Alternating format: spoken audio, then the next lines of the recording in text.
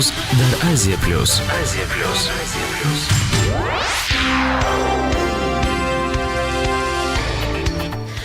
салом сомиёни азиз, шуморо бо хабарҳои ин соат дар нашри мустақим ман Лайли Назарзода шинос мекунам. Шумо метавонед моро ҳамзамон тариқи видеоӣ дар платформаҳои хабарии агентии низ дида бошед.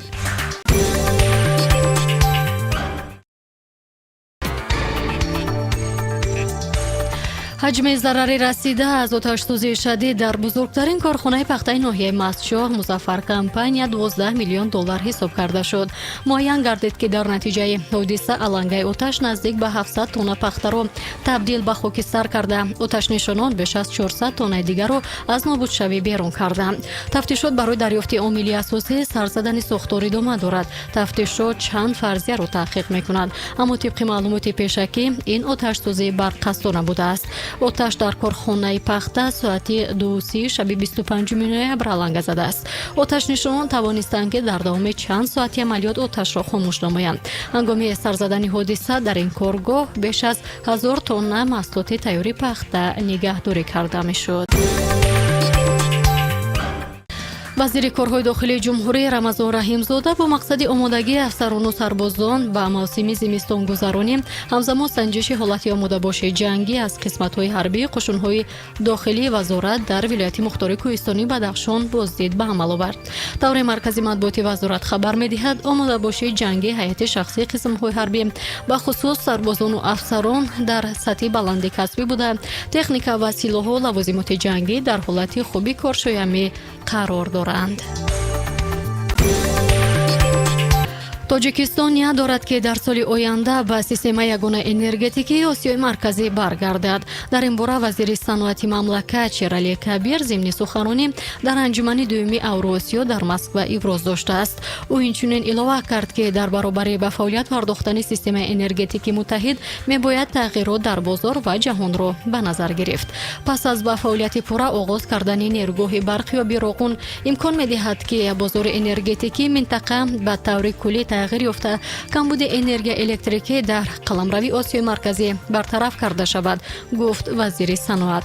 системаи ягонаи энергетикии Осиёи марказӣ ҳанӯз дар соли 1997 ташкил карда шуда, ба ин система 83 адад шабакаҳои электрикии Тоҷикистону Узбекистон, Қирғизистон, Туркманистон ва Ҷануби Қазоқистон шомил буданд.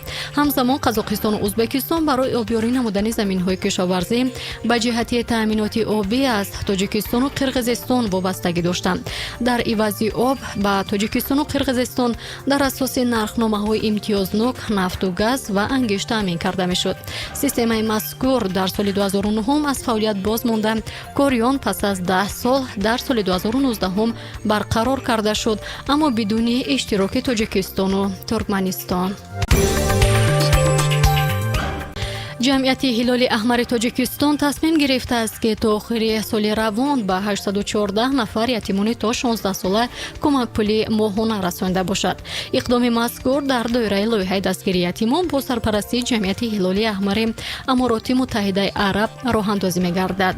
ба ҳар ятим дар як моҳ 180 дирҳами арабӣ баробар ба 553 сомонӣ кӯмакпулӣ муқаррар шудааст. маблағи мазкур тавассути Амонатбонк ба суратҳисоби ятимон интиқол дода мешавад.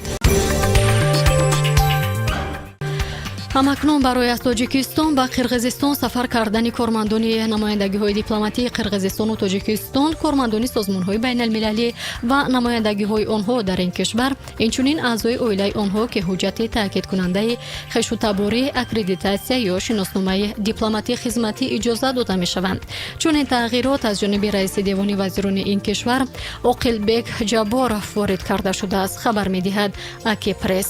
дар тартиботи қаблӣ ба ин гурӯҳ танҳо тавассути пешакӣ огаҳ кардани вазорати корҳои хориҷии Қирғизистон барои омадану рафтан иҷоза дода мешуд. инчунин аз Тоҷикистон донишҷӯёне ки дар муассисаҳои таълимии Қирғизистон таҳсил мекунанд ё омӯзгороне ки кор мекунанд дар асоси мактуби пешакӣ пешниҳод шуда ё худ бо дархости вазорати маорифи Қирғизистон ба хадамоти сарҳадии Кумитаи давлатии амнияти миллии он кишвар иҷозаи воруд мегиранд. дар Россия барои шаҳрвандони Тоҷикистон ҷиҳати муроҷиат оиди ҳама масъалаҳои бо муҳоҷират алоқаманд телефони боварӣ роҳандозӣ шуд. Хати телефони боварӣ аз ҷониби намояндагии Вазорати меҳнат, муҳоҷират ва шуғли аҳолии Тоҷикистон дар Россия ба кор андохта шуд. Телефони боварӣ тибқи тартиби муайяншуда дар соатҳои корӣ аз соати 9 рӯз то 18 шом ба вақти Москва фаъолият намуда ба дархостҳои муҳоҷирони меҳнатӣ мутахассисони соҳа дар чанд бахш посух мегӯянд, омадааст дар хабари намояндагӣ. Бино ба маълумоти Вазорати меҳнат, дар зарфи 10 моҳи соли ҷорӣ 331 000 нафар шаҳрвандони Тоҷикистон муҳоҷирати кориро дар Россия ихтиёр карданд. Мақомоти муҳоҷирати Россия дар навбати худ шумори муҳоҷирони кории тоҷикро дар қаламрави федератсия зиёда аз 1 миллион нафар рақам мезананд.